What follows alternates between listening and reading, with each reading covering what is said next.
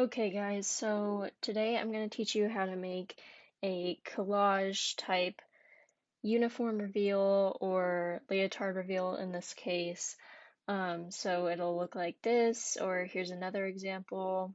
I have quite a few examples, but don't need to show you all of them. So what I've done so far is I've gone through these photos. These are the photos I took. I actually took these with a 24-70 and I took off the lens and kind of moved it around where it connects, but without it being clicked in and connected. In manual focus, it gives you a little bit more control and it kind of makes it like a macro lens.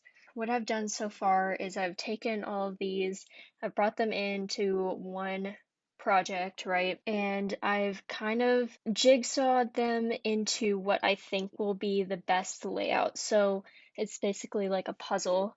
So, for example, this layer right here has some of this red glittery stuff, right? And this layer has red glittery stuff. So I kind of aligned these, and this seam right here kind of aligns with the seam of the Nebraska black ribbon right here. So that's what I've done so far, and I'm gonna do a time lapse of me kind of masking and putting this all together.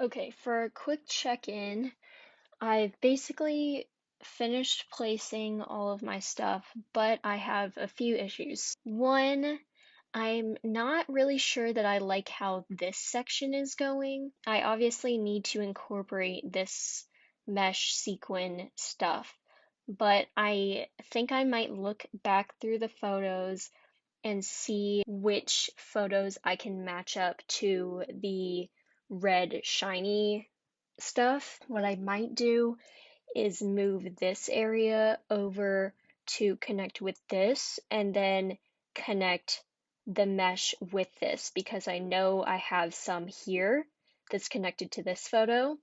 So that'll look better with that. And then I think I have one photo that has this mesh with this in it. So then I can do that and kind of come around here. What you saw me doing at the end of the last clip was I was trying to darken up this area. What I can do is go in with the burn tool and burn the shadows here. but because this was kind of taken in different lighting, it's not really matching up with this as well.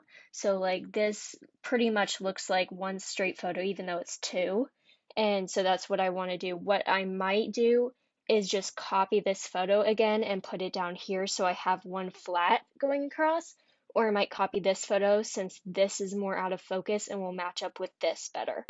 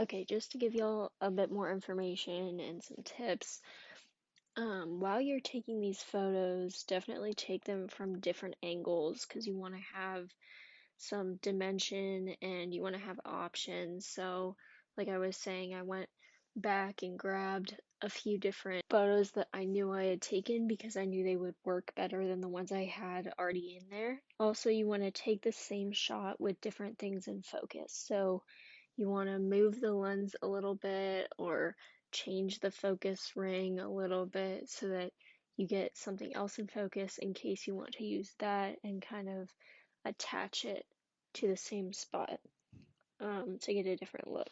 If you're doing something with clothing like I was doing here, make sure you're kind of wrinkling up the fabric so that you have some more kind of motion and it's not just flat. One of the ones I had done with a basketball jersey, all of the photos were flat because I didn't take them. So it was a little bit more difficult to find things that worked with each other, and it was just not as pleasing to look at. When you're editing, like I did here, I kind of came back with a new set of eyes when the creative juices were more flowing and looked at it and changed some of the colors and stuff like that. You definitely want to take breaks and kind of detach yourself from the product. So don't be like, well, I spent a lot of time doing that. No, if it looks better doing it this way, then definitely keep it the new way. Also, when you're putting things together, um, like here, I looked for the alignment with the sparkles and different types of fabric, stuff like that. That's really how you connect things together. That's what you're looking for. Also, if you have parts that are dark or out of focus, that can help you. So if you take that into account when you're taking the photos, that can help you plan for what you're going to do in the post edit.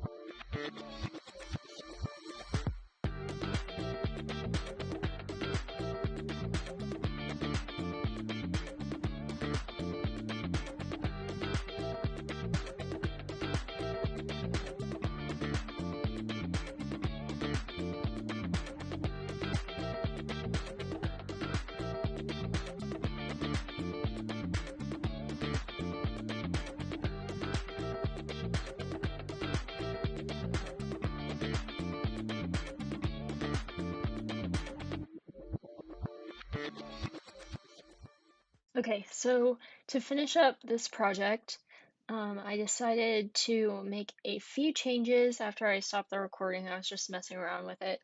And what I decided to do was, instead of this filter right here, I changed it to this filter. I just edited the camera raw filter a little bit, changed up the curve so that the darks weren't as dark. They were like this before. I also changed the calibration so that this green was way over here, I'm pretty sure. I just wanted this red to look more red and pink, then separated into this purplish and red.